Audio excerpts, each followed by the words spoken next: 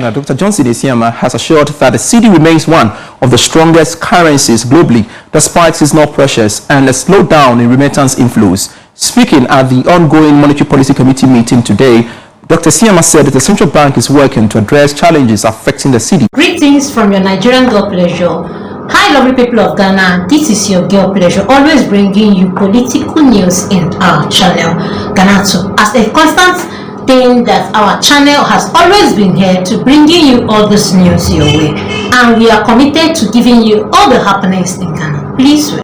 More in this report. The governor of the Bank of Ghana, Dr. Johnson Esiama, speaking at the opening of the MPC meeting, pointed out that usual seasonal trade fluctuations are putting some pressure on foreign currency demand. Nonetheless, he emphasized that these are temporal and manageable challenges and not signs of systemic weakness.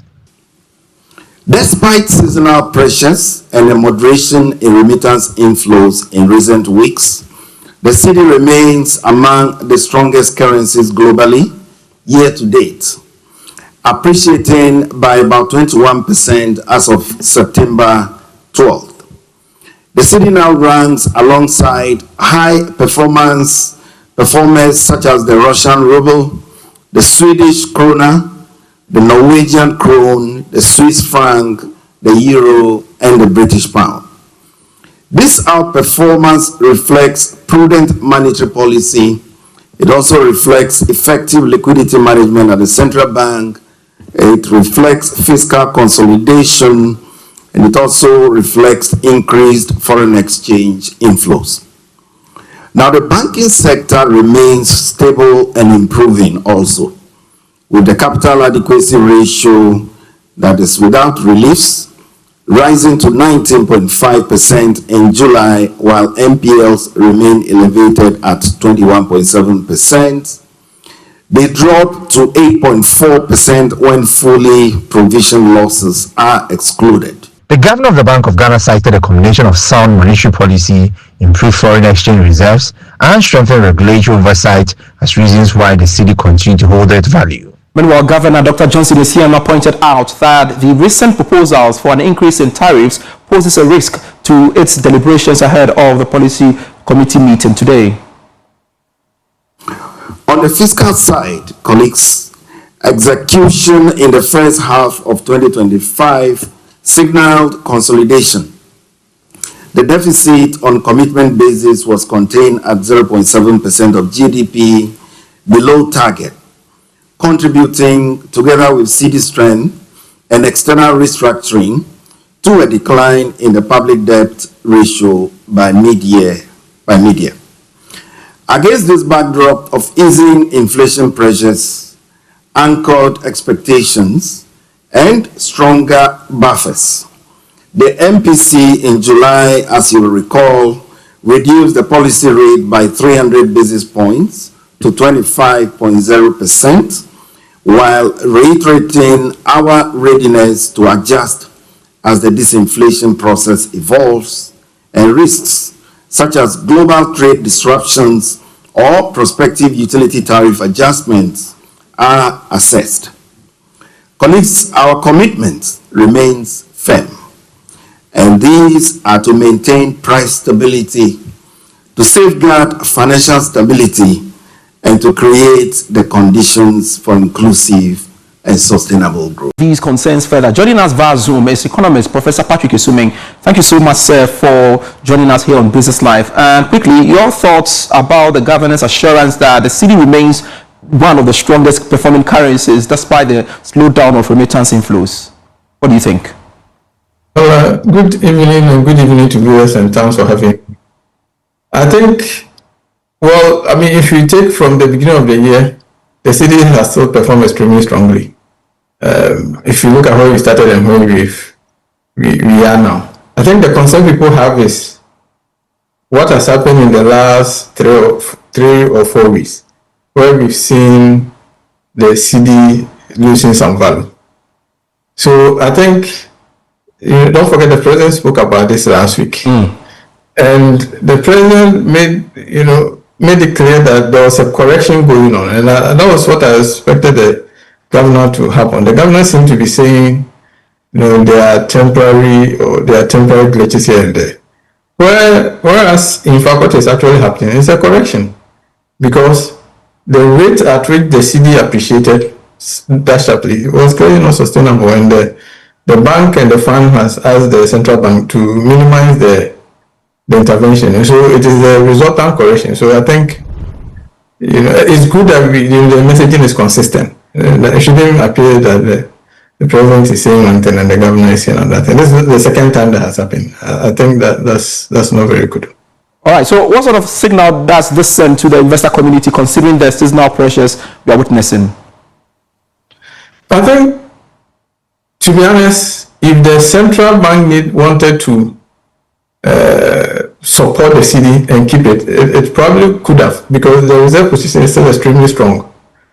Throughout the year, the export performance has been great, even though remittances have dived a little bit since the appreciation. But the reserve position is still strong. I think it just happens that there's obvious concern from the IMF that the extent of intervention is too much. Otherwise, the BOG could have supported the CD and then kept it, around the 11 to 10 range. But I think it's clear that this is not what we want to do, to pump so much of our reserves to try and support the CD. So I think, for me, the right thing is being done, except that the communication is a little, they are just giving different signals. The president made it clear, and I do believe what the president said, that there's a sharp appreciation. It appears that, that was not the right level of the CD. Now, there's correction being done. The central bank reducing the intervention is allowing the CD to self-correct. And I think that's how you should take it, not to give a different impression. I see. In the interim, what more must BOG do beyond sound monetary policy and, of course, improved foreign exchange reserves to hold fast the value of the CD, you think? I think, look, the BOG has done, as well as you can expect it to do. It's trying to tighten the regulations around the use of forex, and it's used up some of the reserves to support the CD. We know that ultimately, the real side of the economy has to catch up.